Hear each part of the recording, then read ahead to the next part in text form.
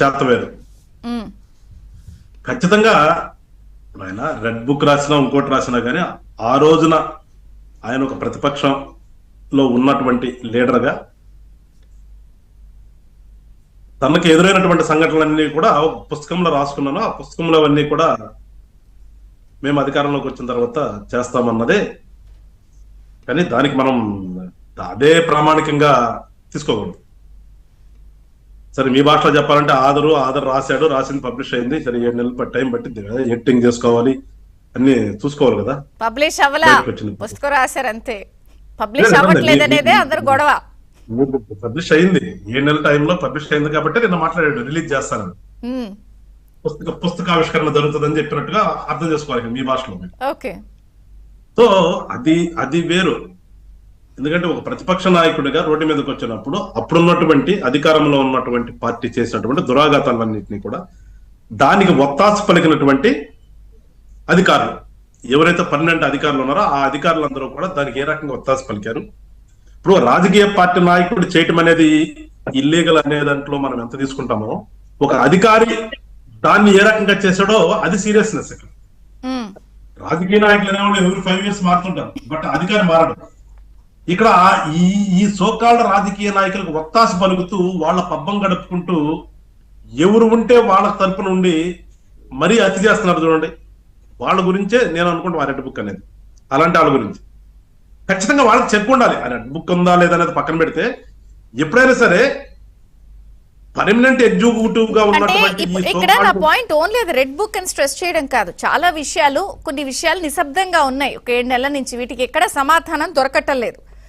అవి అందరూ ఏంటబ్బా ఏంటి అసలు వీళ్ళు ఏంటి ఇలా ఉన్నారు, మాట్లాడరేంటి, లేకపోతే ఏదైనా లోపల వేరే డీల్ అయిపోయిందా, రాజీ పడిపోయారా, ఇలాంటి మాటలు బయటకు వచ్చినప్పుడు ఏమవుతుందంటే కార్యకర్తలు ఆనందం కోసం చెప్పారా లేదా ఈసారి సీరియస్సా?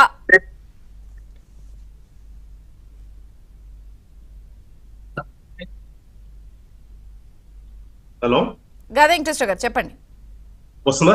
లేదండి, కార్యకర్తల ఆనందం కోసమో ఇంకోటో కాదు. మీరు ఇక్కడ అర్థం చేసుకోవాల్సింది ఏంటంటే ఎవరైనా సరే ప్రజలు కానీ మీలాంటి మీడియా సంస్థలు కానీ మేము అధికారంలోకి వచ్చాం, మాకు ప్రజలు అధికారం ఇచ్చింది ఫస్ట్ మేము రాష్ట్రం అభివృద్ధి ప్రజలకు మంచి చేయాలనే దానికోసం.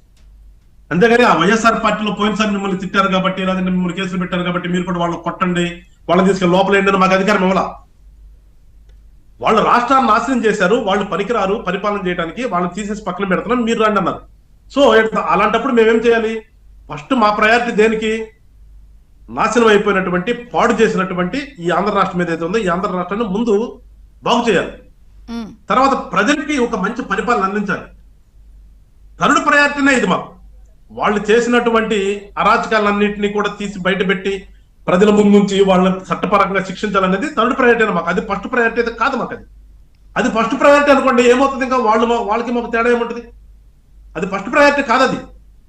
కానీ ఫస్ట్ ప్రయారిటీగా తీసుకోవాలి ఇక్కడ. ఎందుకంటే ఇష్టానుసారంగా అధికారం ఉంటే అధికారాన్ని ప్రజలకు మంచి చేయటమో రాష్ట్రాన్ని అభివృద్ధి చేయటమో కాకుండా తన స్వార్థం కోసం తన స్వంతం కోసం చేసినప్పుడు ఖచ్చితంగా రెస్పాన్సిబిలిటీ ఉంటది.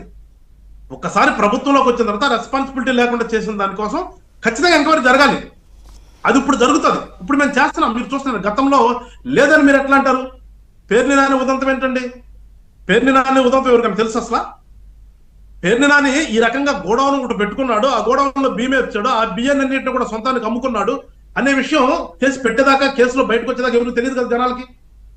జనంకి తెలిసిందేంటి?